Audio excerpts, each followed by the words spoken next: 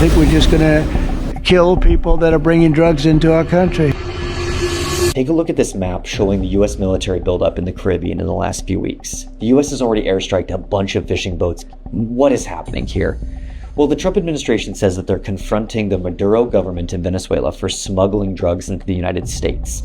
The only problem is Venezuela doesn't account for much of the drugs coming to the US. So why do this? To understand the real reasons behind this, I want to take you back to a private meeting that happened in Washington last month, where the World Bank, the International Monetary Fund, Barclays, and a bunch of hedge funds and investment firms had a meeting with Venezuelan opposition leader Maria Corina Machado.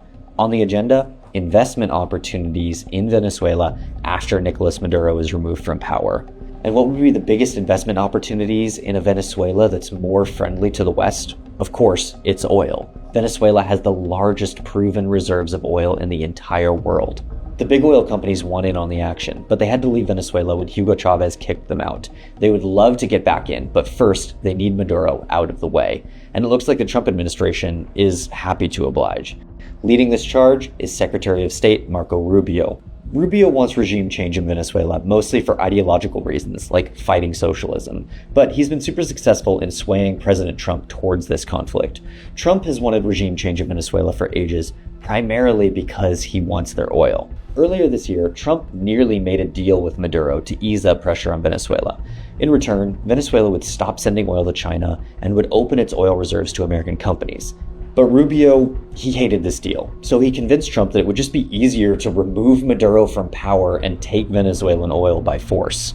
Oil companies are, of course, cheerleading this conflict. Chevron currently operates in Venezuela with permission from the Trump administration, and they would be well positioned to take advantage of a new Western-friendly government.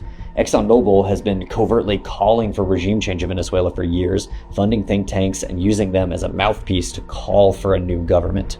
ConocoPhillips has been suing the Venezuelan government for years and recently won a judgment against them. And of course, all of these companies are major Trump donors. So needless to say, the vultures are circling and they're hoping for a kill. Watching all of this happen, I can't help but remember the Iraq War.